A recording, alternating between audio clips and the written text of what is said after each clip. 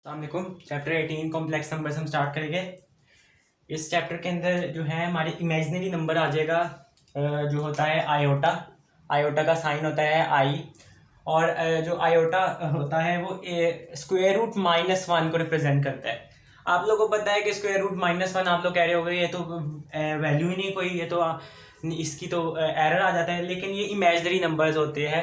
लेकिन वैसे इस चैप्टर में सैट में आयोटा के साथ डील करने के लिए आपको इसकी वैल्यू जो है वो पता होना ज़रूरी नहीं है, इसकी जो इस वैल्यू को रिप्रेजेंट करता है, तो इसलिए ये मैंने वैसी एडिशनल इन्फॉर्मेशन दे दी थी।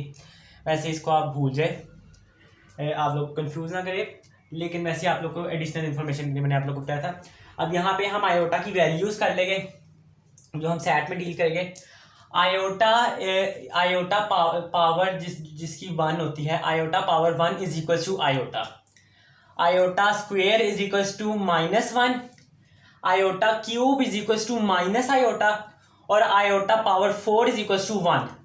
ये 4 आयोटास की वैल्यूज है, ठीक है। ये सब ये आप याद कर ले, ठीक है, बिल्कुल आप इसको मेमोराइज कर ले।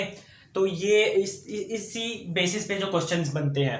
फॉर एग्जांपल एक क्वेश्चन करते हैं, उसने हमें क्वेश्चन दिया है कि आयोटा, हमें डिफरेंट इन चारों जो है इन चारों आयोटास की वैल्यूज को क्वेश्चंस के अंदर लाऊंगा, तो उससे करूंगा। अगर उसने हमें आयोटा पावर 9 दे दिया है और उसने हमें कहा है आयोटा पावर 9 की वैल्यू निकाले, आयोटा पावर 9 की, तो इसको हम इस तरह करेंगे कि जो उसकी पावर है ना आयोटा की 9, उसको हम 4 से डिवाइड करेंगे। 4 2 8 होता है, -1 करेंगे, 1 हमारे पास वैल्यू आ गई। जो हमारा रिमाइंडर होता है ना, ये हमारा रिमाइंडर 1 बच गया, वो हमारी असल में आयोटा की पावर होती है, जिससे फिर हम वैल्यू फाइंड आउट कर लेंगे इजीली, क्योंकि ये हमें बहुत वैल्यूज दे सकता है कि आयोटा 1024 बताए कितना हो सकता है, तो उसके लिए हमें 4 से डिवाइड करना पड़ता है। अभी मैं यहाँ पे छोटी वैल्यू से करूंगा, वरना ये क्वेश्चंस में बड़ी वैल्यूज दे देते हैं, 576 आयोटा पावर 576 आयोटा पावर 322 इस तरह करके, लेकिन यहाँ पे मैं छोटी वैल्यू से करूँ। तो आयोटा आई वो आयोटा पावर 9 उसने हमें कहा क्या इसका आंसर है, तो वो हम 9 को हमने 4 से डिवाइड किया 2 8, तो ये हमारा 1 बचाया। तो इसका मतलब आयोटा पावर 1 की वैल्यू आप लोगों ने याद की है क्या होती है, आयोटा, ठीक है, ये की गया।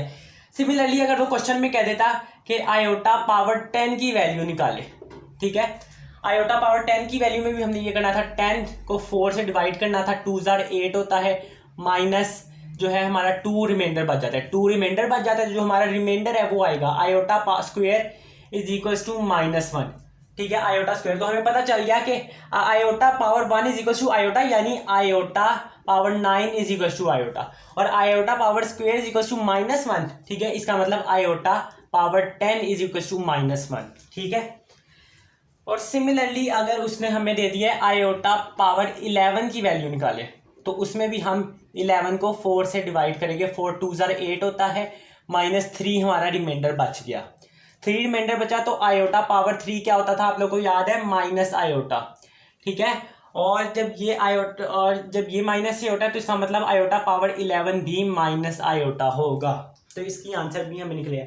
और फाइनली अगर उसने हमें दे दिया है आयोटा पावर 12 क्या होता है, आयोटा पावर 12 उसने हमें कहा क्या होता है, तो हम 12 को 4 से डिवाइड करेंगे, 4 3 12 होता है, -0, रिमाइंडर हमारा 0 आया है। जब हमारा रिमाइंडर 0 आ जाए तो इसका मतलब आयोटा पावर 4 होगी। आयोटा पावर 4 क्या होती है, 1, यानी आयोटा पावर 12 हमारी जो होगी वो 1 होगी, ठीक है। तो जब हमारा रिमाइंडर 1 आए तो इसका मतलब आयोटा पावर 1 होनी चाहिए, आयोटा पावर 1 से वैल्यू निकलेगी। जब हमारा रिमाइंडर 2 हो तो इसका मतलब आयोटा स्क्वायर से वैल्यू निकलेगी आंसर की। जब हमारा रिमाइंडर 3 हो तो आयोटा क्यूब से वैल्यू निकलेगी आंसर की। और जब आयोटा पावर 4 हो, जब हमारा रिमाइंडर 0 हो तो इसका मतलब आयोटा पावर 4 से आंसर की वैल्यू निकलेगी।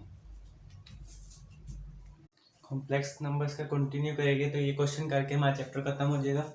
इस क्वेश्चन में बेसिकली हम करेंगे कि जो डिनोमिनेटर में उसने अगर क्वेश्चन के अंदर डिनोमिनेटर के अंदर वो हमें आयोटा दे दे, तो जो हमारा एम होता है ना, हमारा मेजर जो गोल होता है वो इसमें होता है कि हमें आयोटा को डिनोमिनेटर से हटाना होता है, उसको डिनोमिनेटर से निकालना होता है।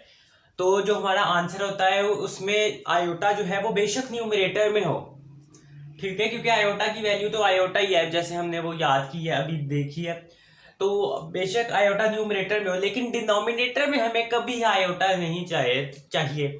इसलिए जब भी डिनोमिनेटर में वैल्यू होगी हम उसको जो है रिमूव करेंगे। और हम उसको किस तरह रिमूव करेंगे, हम पूरे फ्रैक्शन को इधर रैशनलाइज कर देंगे। रैशनलाइज करेंगे तो उससे हमारा डिनोमिनेटर से जो है वो रिमूव हो जाएगा आयोटा।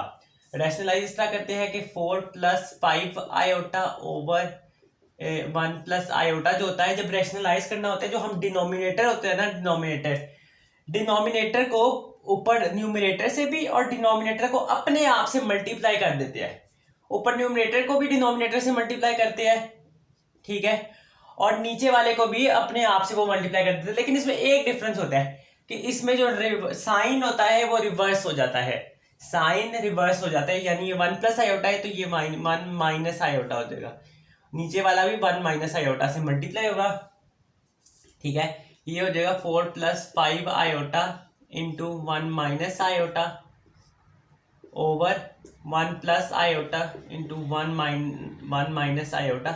अब यहाँ पे नीचे अब इसको तो पहले हम ऊपर वाले को मल्टीप्लाई कर दे। 4 × 1 जो होता है वो 4 होता है, 5 आयोटा इंटू 1 होता है plus 5 iota, 5 into 4 into minus iota होता है -4 आयोटा, और 5 आयोटा इंटू माइनस तो ये होता है -5 आयोटा स्क्वायर।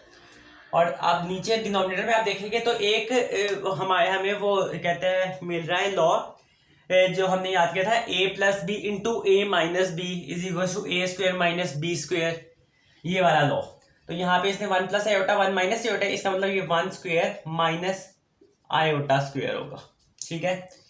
इसके बाद इसको सॉल्व करेंगे तो 5 आयोटा माइनस 4 आयोटा जो होता है वो प्लस आयोटा होता है -5, और यहाँ पे आयोटा स्क्वायर की हम वैल्यू ले लेंगे जो हमने याद की थी। आयोटा स्क्वायर की क्या वैल्यू थी, आयोटा स्क्वायर की वैल्यू थी -1, इसको हम -1 ले लेंगे और ये हो जाएगा माइनस और ये आयोटा स्क्वायर, ठीक है। ये हो जाएगा 4 + आयोटा प्लस 5 ओवर, अब यहाँ पे भी आयोटा स्क्वायर की हम वैल्यू ले लेंगे तो वो हो जाएगी 1 - -1, ठीक है। तो ये हो जाएगी 9 + आयोटा ओवर 1 + 1 हो जाएगा तो ये 2। तो ये हमारा आंसर निकलेगा। इसमें देखिए हमने आयोटा को आंसर से डिनोमिनेटर से निकाल दिया है, और जो हमारा आंसर आया है वो आयोटा की ही टर्म्स में आया है, लेकिन हमने डिनोमिनेटर में हमारे पास आयोटा नहीं था। तो ये रैशनलाइज करके हमने क्वेश्चन कर लिया।